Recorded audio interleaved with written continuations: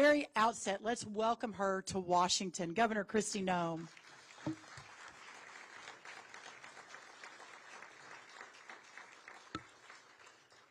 My name is Brooke Rollins. I have the immense joy, privilege, and blessing of being the president and CEO of the America First Policy Institute.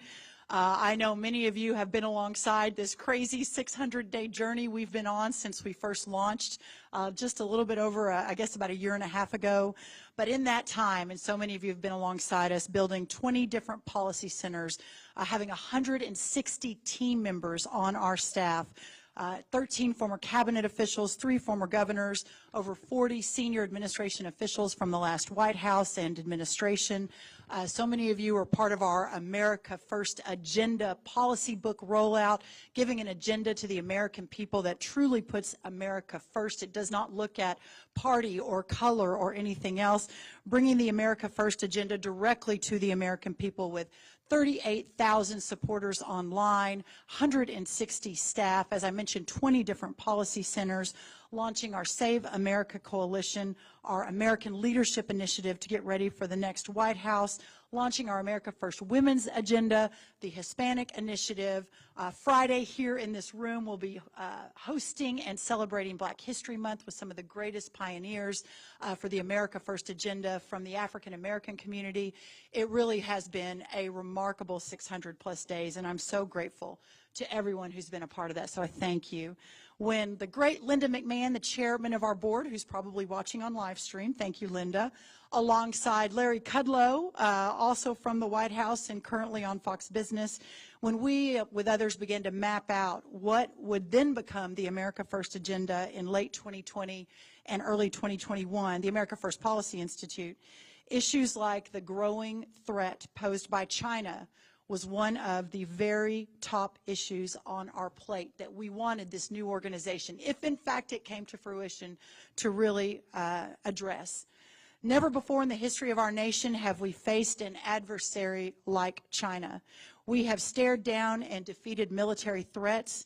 We won the day against those who sought to sow economic devastation on our country and its people. The threat of the PRC threat takes us back to a full spectrum threat, military and economic alike, unseen since the birth of our republic. And we need the wisdom of the founders then to guide us now. I am just young enough to remember the Cold War. America and her allies were united against the threats posed to us and our friends by the Soviet Union and its evil empire then. But never during any of those decades was the United States economy tied to products, materials, or production directly controlled by the Soviet Union. Today, you can't buy a smartphone, a car, or even a Tylenol without the finished product or many of its key components directly coming to our shores from China. At the same time, while China influences our supply chains and puts shackles around our economy, its military, both overtly and covertly, seeks to influence great swaths of Asia, the Pacific, and in many other areas around the world. They steal technology from our companies, then bankrupt that company and use that technology against the United States, her men and women in uniform, and those who cherish freedom around the world. In recent days, our nation has been casting one eye into the heavens, wondering when the next spy balloon will fly overhead. But make no mistake, those balloons are just a small sample of the work being led by the Chinese Communist Party to control our society, our children, and eventually our way of life. For decades, our country was slow to recognize that threat and inept in its response. That all changed when Donald J. Trump entered the White House. He recognized the threat, he confronted the CCP, and he made sure that American companies, American workers, and Americans' way of life always stood first. We were so right, even the Biden team was compelled to follow us generally in their policies. We set the terms for the first bipartisan national security consensus in Washington, D.C. in a generation. Unfortunately, the current administration has failed in the execution of those policies, with the Chinese spy balloon debacle representing only a small fraction of those failures, which is what brings us to today. Since the current administration has moved away from its responsibilities to protect us, this duty in many ways now falls to America's governors and the states. Today, the America First Policy Institute is honored to welcome our nation's newest leader in this fight, Governor Kristi Noem. She is a governor and an example of what really can be done when the states and their leaders begin to use the tools at their disposal to protect our citizens. She started a movement when she banned the Chinese spyware app TikTok from government devices with an executive order in late 2022. Dozens of states and the federal government have quickly followed her lead. She is also leading the effort to block nations that hate America, like Communist China, from purchasing American agricultural land. As we speak, an innovative bill, thanks to her leadership, is making its way through the state legislature in South Dakota that effectively blocks the CCP control of agriculture land in South Dakota. This is a model for the rest of the country in the truest sense of our founders' vision under the 10th Amendment. She is a rancher, a farmer, a small business owner, a wife, a mother, and a grandmother. Governor Noem's grit and desire to serve propelled her from the South Dakota legislature to the United States Congress, and now the first woman to be elected governor of her home state, the great state of South Dakota, and just reelected in a huge landslide, I might add. Please help me welcome Governor Kristi Noem.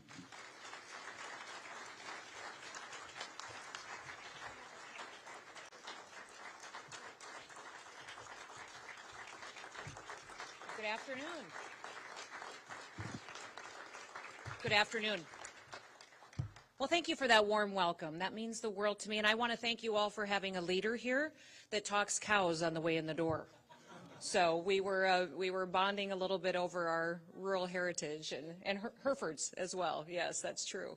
Thank you all for having me this afternoon. It means the world to me to get this opportunity to talk to you about the gift that this country is and the threats that we face around the world. My name is Kristi Noem. I am the governor of South Dakota. For those of you who don't necessarily know the difference between the two Dakotas, North Dakota has oil, a lot of it, and South Dakota has Mount Rushmore. And I think we got the better end of that deal, so we're pretty happy to be the home to that incredible monument. When you think of South Dakota, you might picture fields of soybeans, corn, rolling hills full of cattle. That's true. You might even think about the gorgeous Black Hills or that historic carved mountain of Mount Rushmore. If you can't picture those in your mind right now, then you should probably come visit us. In a lot of ways, that carved mountain in the Black Hills of South Dakota is a symbol of American freedom, and it's something that we and our people in our state take very seriously. It represents the four faces of leaders that have led this country. They fought for and they expanded our nation's founding principles, the inalienable rights of life, liberty, and the pursuit of happiness. You know, George Washington fought a war to secure those ideals for us. President Jefferson, famously, he wrote them down. President Teddy Roosevelt, who's personally one of my favorite presidents, he was an adventurer, but he also sent a navy around the world to show us how strong that freedom made us. And President Lincoln, well, he fought to bring that freedom to every single individual that lives here. I'm so proud that South Dakota is the home to such a beacon of freedom. And in the last 3 years, we've become a symbol of freedom to the rest of the world for a different reason entirely. We are setting an example now today by drawing a blueprint for a state-led response to Communist China. We first drew that blueprint in South Dakota during the COVID-19 pandemic. We expanded it then by banning TikTok from state government devices, and we're going to add to that blueprint by blocking the Chinese Communist Party from buying South Dakota ag land, from participating in state contracts, and from doing business and infiltrating our communications companies. When you think about our state, you maybe haven't always thought about Communist China.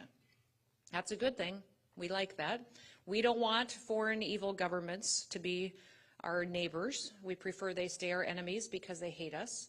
And we don't want nations that hate us to infiltrate and to be a part of our way of life. Make no mistake that China the Chinese Communist Party is trying to infiltrate every single aspect of American life. We have a president and we have an administration here in Washington that has no interest in stopping them. Just this month, you've all been paying attention to how we have a Chinese spy balloon that spent days hovering over our nation and over our homeland. And what did President Biden do? He lied to the American people. He stood up that week and told us that the economy was strong. He also attended a Democrat National Committee rally. He did nothing to stop the Chinese for what they were doing from spying on us that had already crossed our entire country from west to east. In fact, I was not informed it crossed my state until it had already been through. But when the time came for him to deliver his State of the Union address, President Biden had the attention of the entire world on him, and he waited 58 minutes to even bring up China. And he didn't mention the incredible threat that they were to our country during that time. Folks, it is clear that President Biden is not going to take action to keep us safe. Governors have to step up, and we have to take the lead. And that's exactly what we're doing in South Dakota, and it's what I'm here to talk to all of you about today.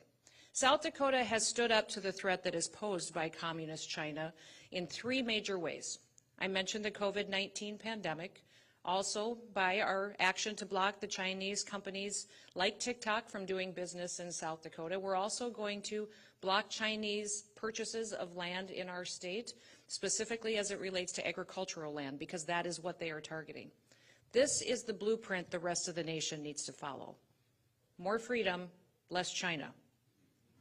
Now, America does need to come first. It's no question. That just means that we need to prioritize ourselves when we're making decisions in the future. It means prioritizing America's foundational truths and our foundational and fundamental rights. America's most foundational truth is freedom. It's our government's experiment in self-government. Our freedom is antithetical to the ruling Chinese communist regime. Their people no longer even have the freedom to elect their own leaders. They only know power. They only know government control. China's goal is very simple. They want to dominate the world, and they've been planning this for hundreds of years. But to achieve that world power, they will have to take down the United States of America. In pursuit of this goal, they have manipulated their currency for years. They have stolen American intellectual property. They've treated us unfairly in trade agreements. They've bought up our debt. They've purchased our food supply chains. They've even dramatically increased their strength in their own military. They have begun an aggressive campaign to win nations across the globe to their cause. We've seen them invest in third world countries and other countries desperate for growth, and they've built them ports and roads and bridges, all with the agenda to control them and to control the world and the world's food supply. They've manipulated every situation to their own benefit. They've lied about the virus and their response to it, and they used trusted international organizations to give legitimacy to their lies. The Chinese Communist Party not only exported the COVID-19 virus to the world, they exported totalitarian lockdowns as seemingly the only way that you could fight it.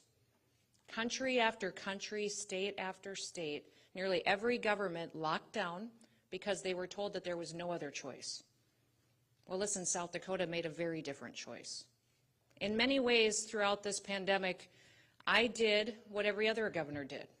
I studied the science and the facts and the data that we all had available to us. I was on conference calls for hundreds of hours with other governors, with epidemiologists, with medical experts, learning everything that I could and understanding what we knew to be true about the virus.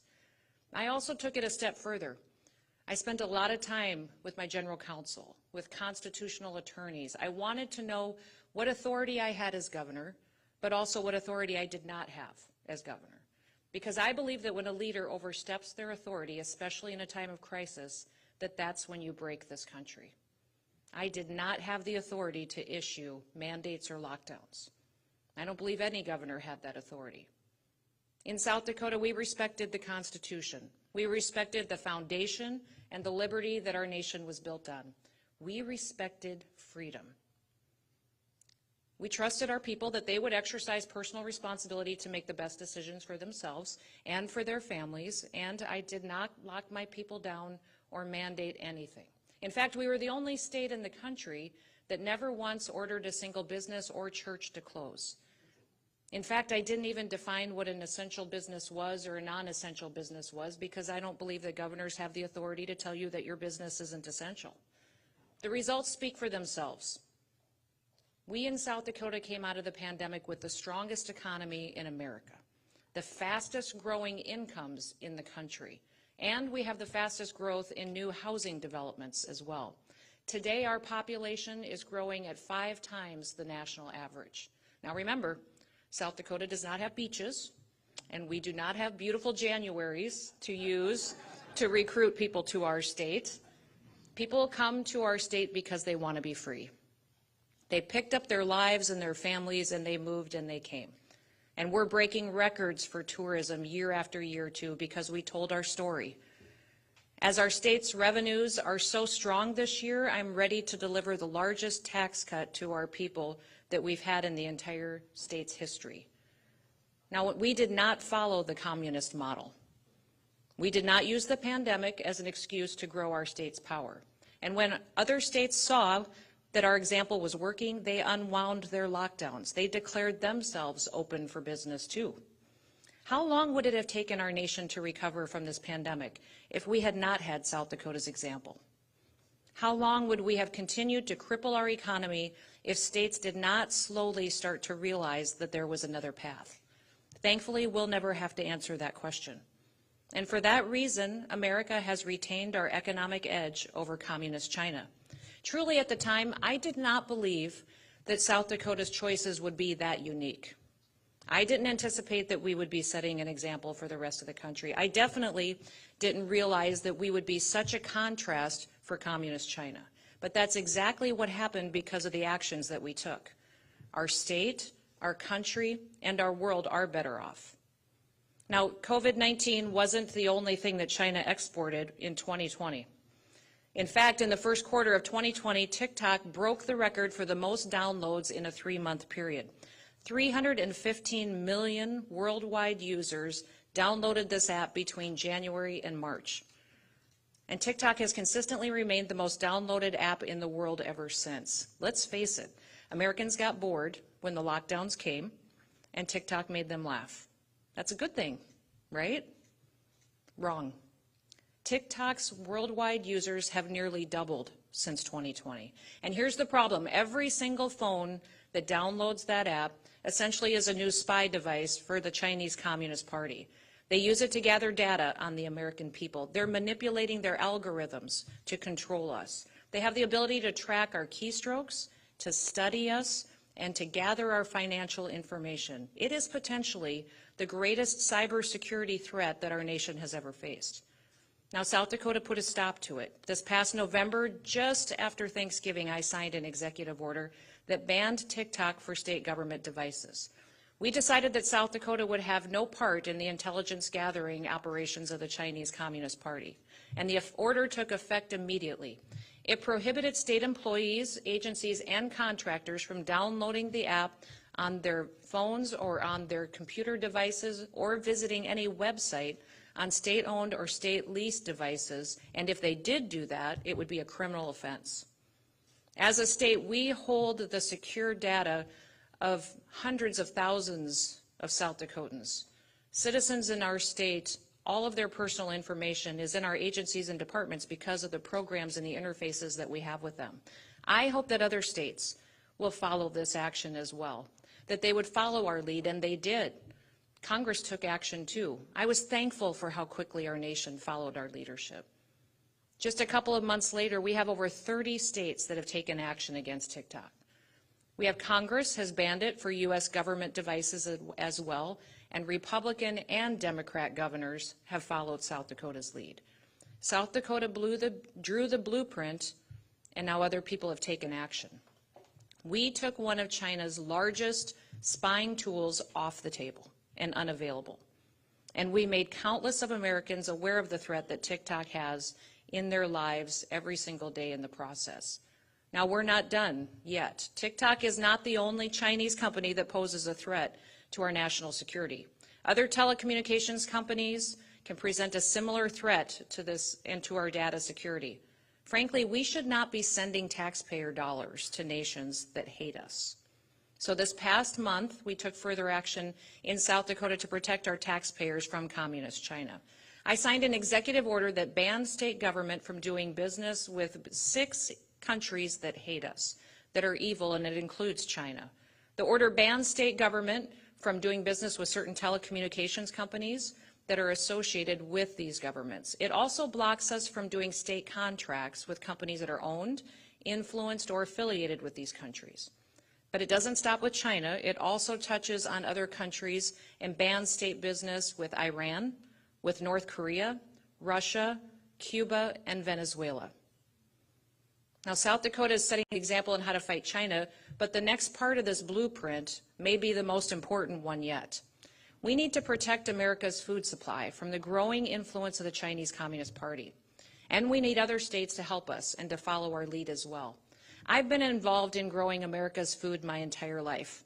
When I was just a young girl working on our farm and ranch with my family, we raised livestock and crops. We fed the world.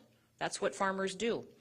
Is that we get up every single day, we borrow money from a bank, put it in the dirt, hope the sun will shine, and that you can harvest something that will feed your neighbors and people all the way across the world. Our farmers do it better than anywhere else. And it's important that we have farmers in this country to keep our food supply here at home where we can control it. Now, my dad was killed when he was just 49 years old on our operation. I was still attending college at the time, and it devastated us. It turned our whole life upside down. We had a large operation, and he was our leader, but suddenly he was gone. I remember it was just a few months after that that we got a letter in the mail from the IRS that said we owed death taxes. We had land and machinery and cattle, but we didn't have any money in the bank, and all of a sudden the federal government said we owed them money because our dad had been killed. It made me angry.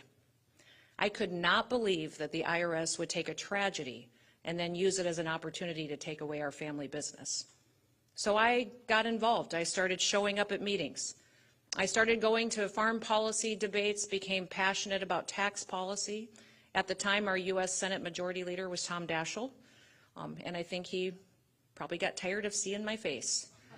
I served on farm policy boards, and in 2006, I ran for the state legislature, where I served for 4 years, and also as Assistant Majority Leader. I was then asked to run for Congress for the first time, and I'll admit, for quite some time, my husband and I said no. We were much more interested in staying in South Dakota and farming and ranching. The entire time, though, after I got elected to Congress and I continued to work on ag and tax policy to make it easier for our farmers to make a living off the land, but also to allow them to continue to feed the world, during that time, I kept ringing the alarm as to what the Chinese Communist Party was doing in grabbing a hold of our food supply. For years, they had been building up and buying our chemical companies, buying up our fertilizer companies.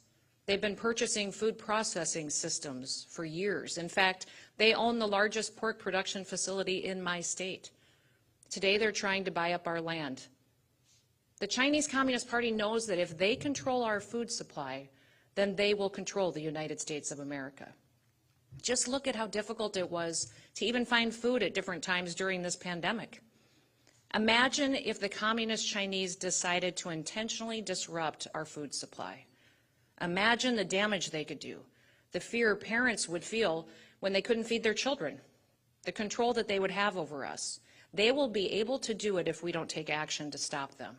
This is a national security issue. In fact, between 2010 and 2020, the Chinese Communist Party's holdings of U.S. agricultural land increased by 5,300%. They now own more than 350,000 acres in the United States, valued at over $2 billion. We have 40 million acres that are owned by other countries and foreign entities in this country. We know exactly what the Chinese Communist Party wants with our land. They want to control us. Last year, you may have heard about some land up in North Dakota that was purchased by a Chinese affiliated company that they said they were going to build a corn processing plant on. There were 2 details about this purchase. that were confusing and raised suspicions. Number one, there wasn't enough corn in that area to support a plant like they were talking about. Number two, it was just a few miles away from a U.S. Air Force base where substantial capacity of our drone technology and our weapons are housed. Now, just in the last couple of weeks, since we've been drawing attention to this for months, the Assistant Secretary of the Air Force wrote a letter stating that the project presents a significant threat to our national security. The mayor of Grand Forks and the city council have now spoken out against the project. They previously supported it, and they are now blocking construction. The governor of North Dakota and their elected leaders and delegation have spoken out as well. That's all really good news. But we can't sit back and wait for more of these instances to happen. We need to put processes in place to stop these projects before they even begin. The federal board that is supposed to block these kinds of purchases is claiming that their hands were tied in that instance in North Dakota. They are refusing to act to help stop it. In South Dakota, we have Ellsworth Air Force Base, and we are very proud of this Air Force Base and what it means to our country. It is significant to our nation's defense because it is a critical platform that will defend us far into the future. It's also a terrific benefit to our state's economy. It is now going to be the first home in the United States of America that will host the brand new B-21 bomber. It is going to keep our nation safe for years to come. This base is important to our country because of many things.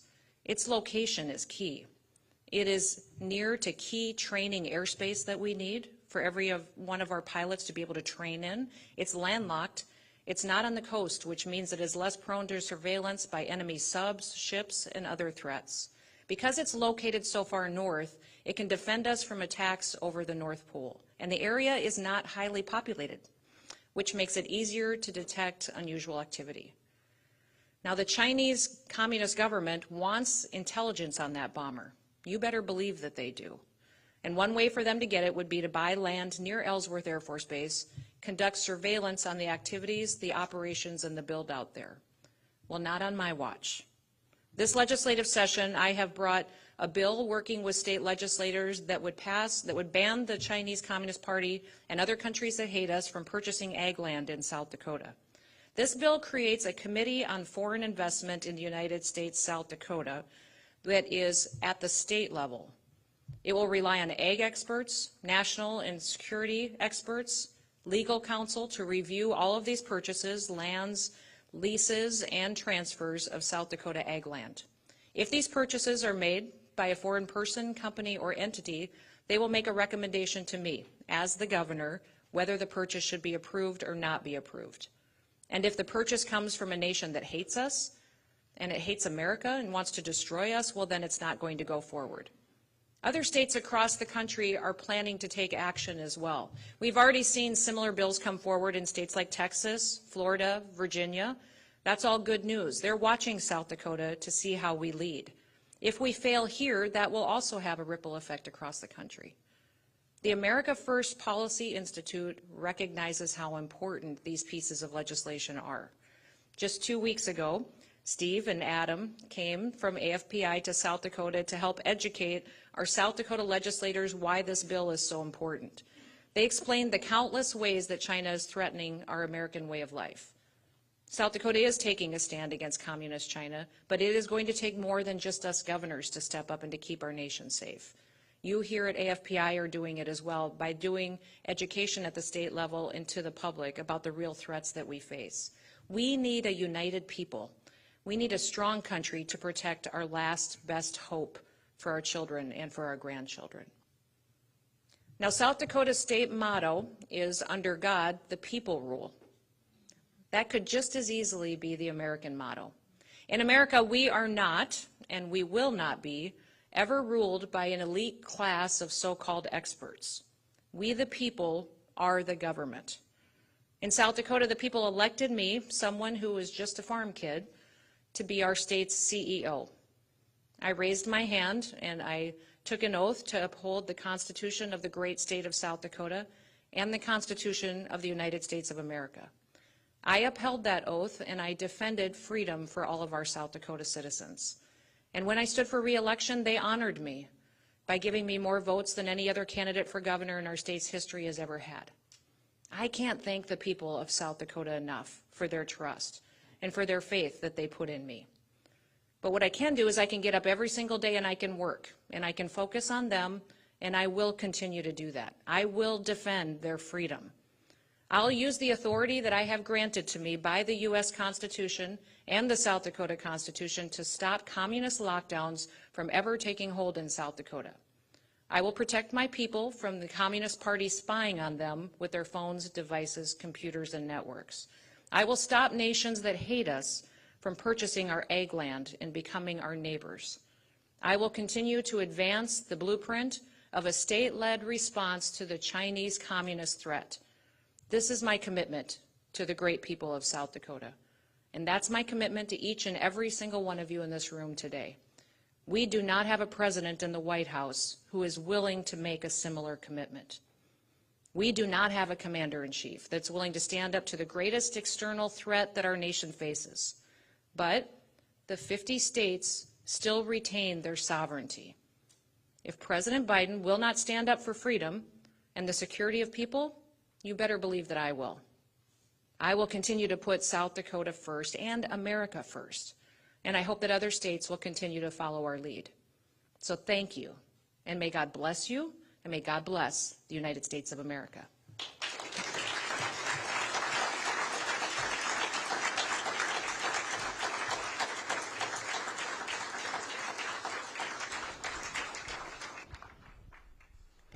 Thank you very much, Governor Noem. You've covered a lot of ground in your remarks, and it's greatly, greatly appreciated to see you leaning into this cause in the states. I do think that there's a truism in life that successes need successes to build upon, and so you've gotten that boulder rolling, I think, in the right direction, made an innovative proposal that look forward to talking through in a little bit of detail this afternoon with you, and thank you very much for coming to the America First Policy Institute. In your remarks, you alluded to the... And Steve actually came to South Dakota in January. Yeah. So the cold very was proud wonderful. of you. Yeah, well, very it proud was of a you. warm welcome under the Yes. Capitol Dome. Yes. Outside, not so much. But it was a wonderful visit, and thank you for your hospitality there. We had some interesting conversations with key stakeholders.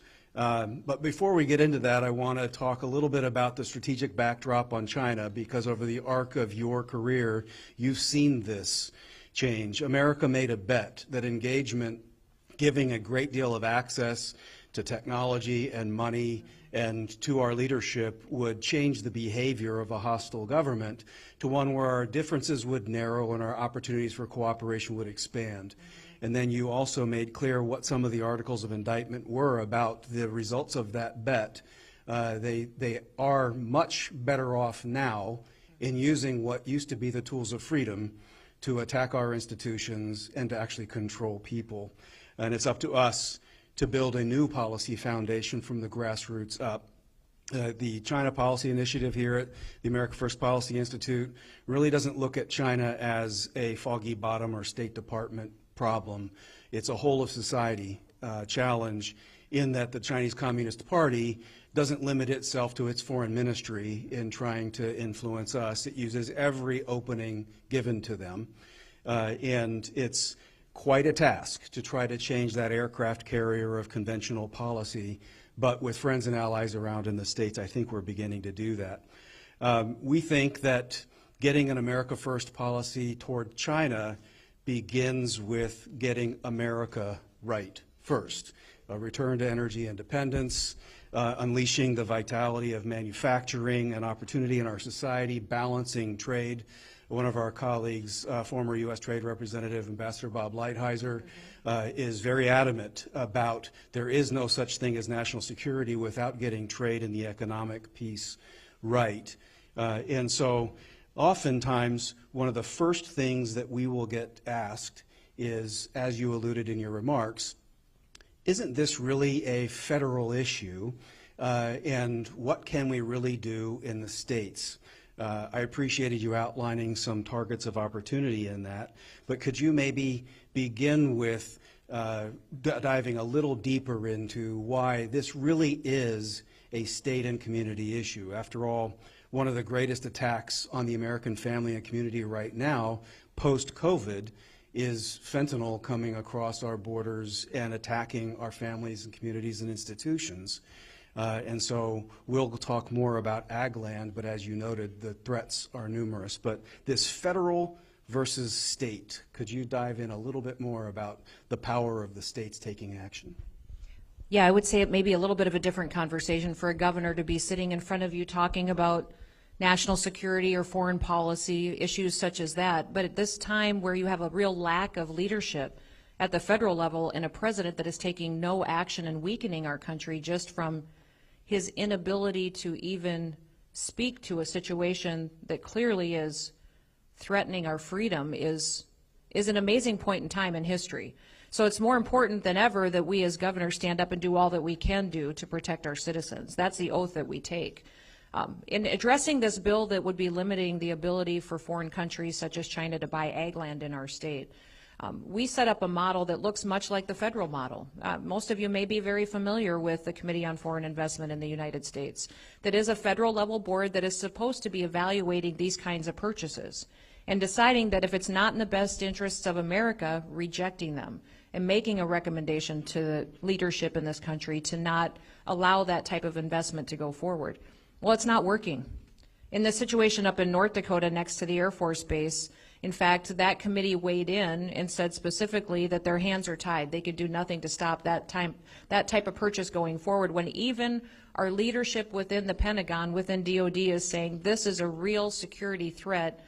That committee's not doing their job. So that's why it's a very different bill that we have in South Dakota, but it's one in a process that we've proven at the federal level people are familiar with, that would allow a board to be set up with experts. It would be my general counsel, it would be my Secretary of Ag and Natural Resources, it would be experts on national security on this board, people that would come to that table with knowledge of the ag industry, also knowledge of national security, that would evaluate that purchase and then make a recommendation to whoever the governor is, me or the next governor down the road, and then it would be able to be decided if that purchase should go forward or not.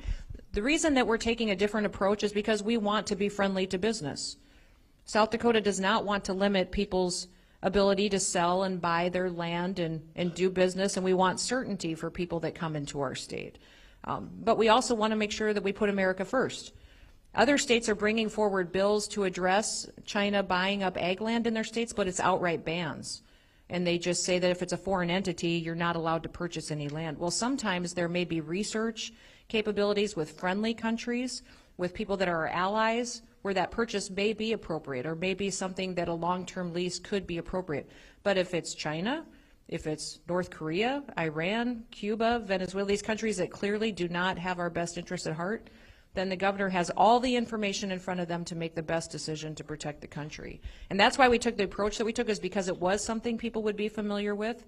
We'd have the experts at the table. It's another level of security that we can offer, and it's not an outright ban, which I think a lot of times when people come in and try to do an outright ban, you set a precedent for when that fails and people challenge it and they show that it's not working, they can completely remove it, and that security net isn't there anymore.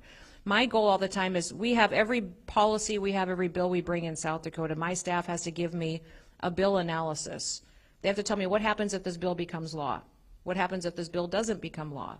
Answer all these questions on costs and fiscal notes. The last question on that bill analysis has to be, what does this mean to the next generation? It causes everybody in my office to not just think about what politically works for us in the 6 months that are coming after this. It's what happens in 10 years from now. What happens 20 years from now if we allow this to go forward the way that it is, and causes us to really think long-term about the strategic impact of policy, how it can be defended in court and set up a precedent that actually helps us protect our state, but also protect our country in what we're doing every single day by the work that we do. There's a couple elements, Governor, that you just shared that is in part what drew us at AFPI toward learning more about this model and considering how it might be applicable to other issues and in other states. What you've put forward is clearly a flexible model that allows for interaction. So as we've all learned, if we have a moment in the executive branch, you see that maybe not every policy works exactly as intended at launch, and so allowing for an interactive process to learn and grow and adapt is seemingly an advisable way to move forward. But if you could share a little bit without letting the gory details out in public, but under that Capitol dome, you have a lot of stakeholders in your state, and you met with some questions that were coming up about how this might affect different groups or constituencies. And Adam and I did have the privilege of seeing you and your colleagues in action talking through how to actually roll this out. Could you share a little bit about what some of those key concerns were? I mean, for everyone who has not necessarily spent their lifetime in a large agricultural state, to have almost all of the associations related to ag having pretty strong questions at the outset under a normal legislative session might have spelled a pretty severe challenge, and you seem to have come through and assured them about what you were describing just now. But could you address a little bit how you met those concerns to be able to move this policy forward?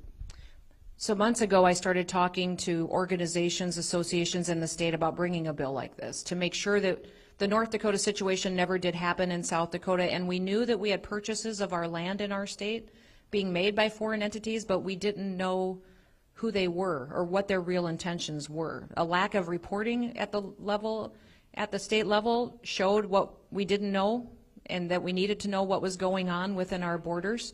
And talking to all them about what a bill might look like or solutions that they might have, most of my ag organizations came out not willing to work with us on a bill. I think you guys all know that human nature is status quo is easier, right?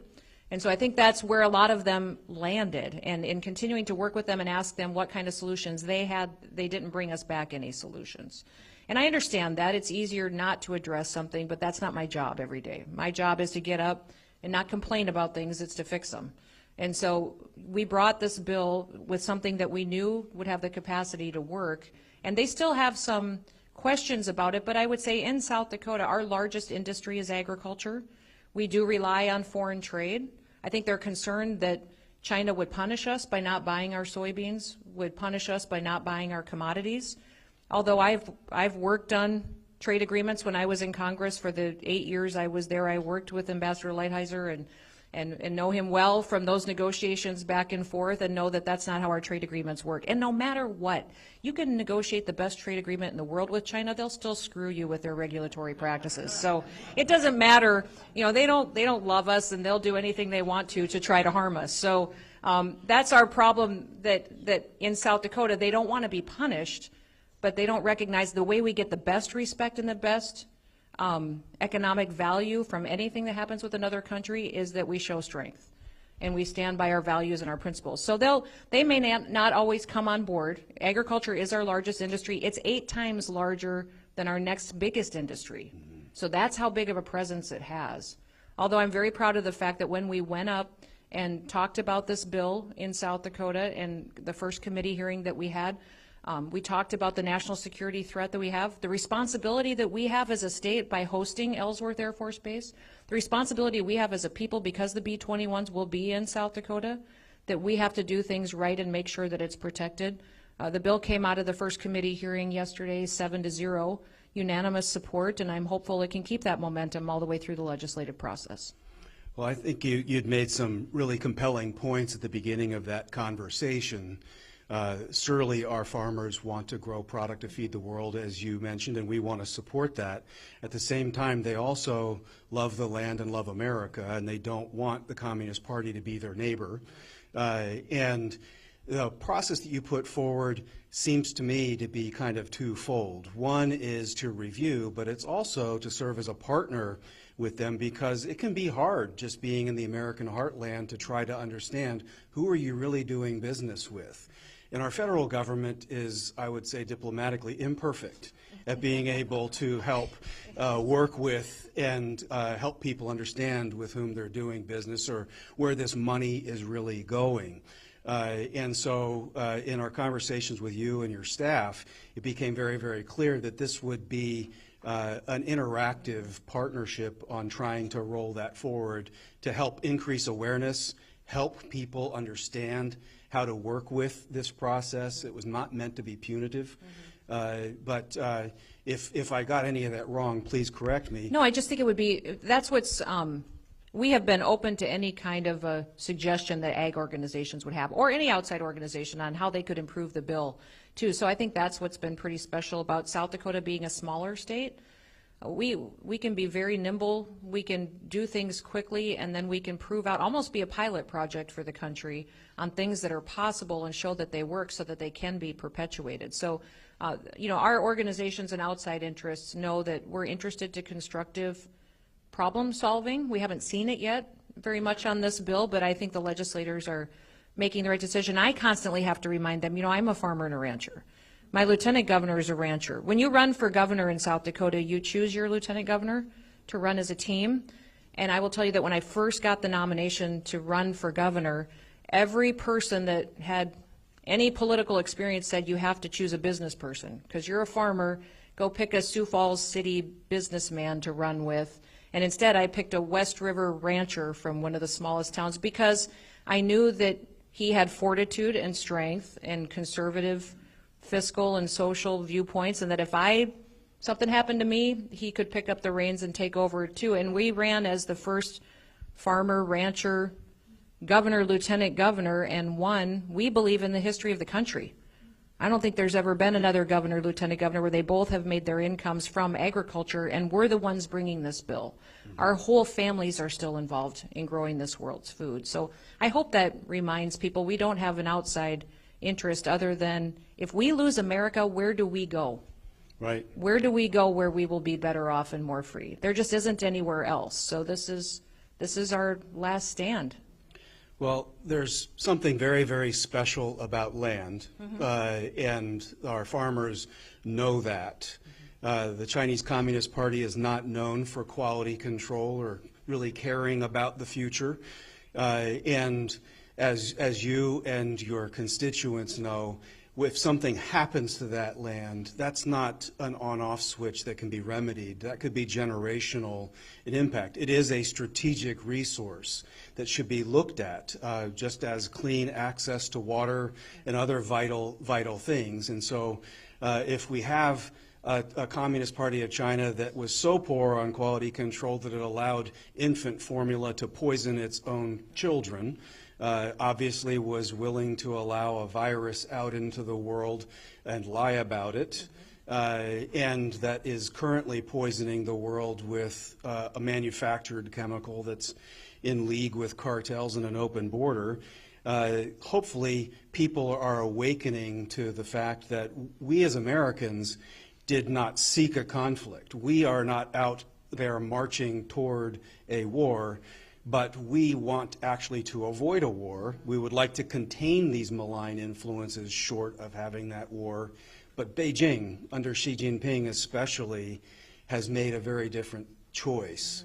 The balloons might be the most innocuous of things that are being sent our way, and they're still unwelcome and need to meet their demise. As you have engaged in this conversation, I'm curious to get a sense for what your constituent feedback has been. AFPI on State of the Union night had a program where we had real-time reading of where voter issues were state by state. And it was interesting, in a lot of states, household issues were really high, but China was getting up there as something that the American people were dialed into. It's kind of the corporate media and the establishment that try to marginalize or minimize it. But as you've leaned into this as a governor and on this topic of ag land, what have you found the public response to be outside of sort of the interest jujitsu that goes on in the Capitol? Oh man, you opened up a box there. I would say the public is very concerned about what they see for China flexing its muscles. You know, we've talked a lot about, you know, them manipulating their currency for years. It's been a talking point in the news about IP and, you know, the danger we have from them stealing that consistently and using it against it, while we meanwhile are very dependent on their products and the the commerce that we do. I would say it became very real during COVID, is really when we saw how China will use something like that to grab control and power. And that's when people started watching what was happening in other countries and then realizing the very next week they could see it in their own neighborhood. So that's what awakened, I think, the general public to the real threat that China is, and they started to learn more. Listen, these balloons that are alarming to me, what I wonder is, what don't we know? What are they meant to distract us from?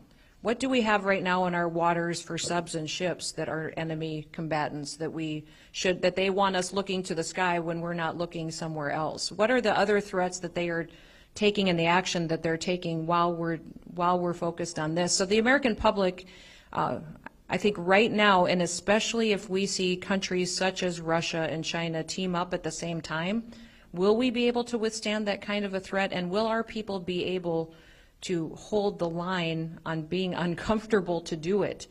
We've seen what China will do to its people in order to gain more power and control. Can the American people withstand that?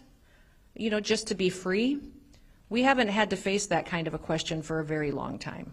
My fear is we've raised some generations that we haven't been out there talking to the public and educating them on why we need to make the decisions that we make and why we fight threats such as China, and that we truly are vulnerable. So that's the important work that AFPI does, is that you're out there educating the public and local legislative leaders so they can carry the message, because we haven't done that in a very long time, and we're seeing right now the real danger that has happened because of that lack of education. Well, unfortunately, we are not blessed with a great communicator as Commander-in-Chief at the moment to help guide America through this kind of a challenge. One thinks back to... the White House has said to us as governors, we don't know what they are, these balloons. We don't know, we shot them down, but we have no idea what was in them, and there may be thousands of them. We don't know. Yeah. That's the guide. They said the one thing we do know is that we were told we need to communicate with you more. So, well, that knocks me back on my heels. I have to think that General Kellogg has to be knocked back. Like if the government is saying we don't even know what this is, but we don't know what this is, but we're shooting them down, and there may be thousands of them. Yeah. Thank you. But your voice leaning into this, and fellow governors leaning into this, engaging the public, I think we have data-driven evidence that the American people are aware of this challenge. The American people are hungry for what they can do. You have come here and very helpfully outlined 3 different areas that are a priority for you to lean into in South Dakota, that others can choose if those are the right 3 for them. One of the beauties of America is federalism. And even neighboring states don't do things identically. But when the people see that something good has been done, and all of my friends know that I try to end with a TV line because TV is the source of all truth. But Fred Thompson, the late, great Fred Thompson, when he's on television, he told his fake assistant district attorney, Jack, it's not enough to do good, you have to be seen doing good. And so for you to be seen doing good in South Dakota is a wonderful down payment on getting the America First approach to China and our response to this challenge right. We just want to express our gratitude to you on that. I also would welcome the continuation of a conversation on the positive alternatives to engaging with China. We built this manufacturing hub for the world. 20 to 30 years ago, 1/3 of the soybeans were not going there. And if we do things right with our own hemisphere and those who don't hate us around the world, there should be a positive on-ramp that we can take to move away from feeding and strengthening an enemy who hates us. But Governor Noem, I want to thank you for your hospitality and thank you for your leadership in this issue. Well, thank you for having me. Appreciate it. Good to see you. Appreciate it.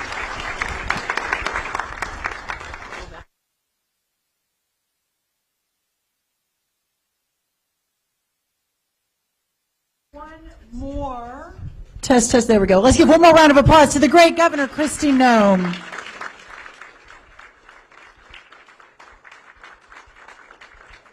Thank you, Governor. And it is true, we were talking about Hereford cattle on the walk into the room. That absolutely happened. Just a couple of quick closing thoughts, and then we'll let you go for the day. When the United States 5th Infantry, fighting in the Boxer Rebellion, found itself before the gates of the Forbidden City in Beijing in the summer of 1900, there was no obvious way to breach them. Finally, its commanding officer called for a volunteer. He said, "Who would take an American flag, climb the walls, and open the way?" A young man from the Iowa Plains named Calvin Titus replied. He said, "I'll sure try, sir." He did it, and he entered immortality in the annals of American arms by climbing with his pistol and the stars and stripes to the top of the gate and holding off the enemy until his comrades arrived.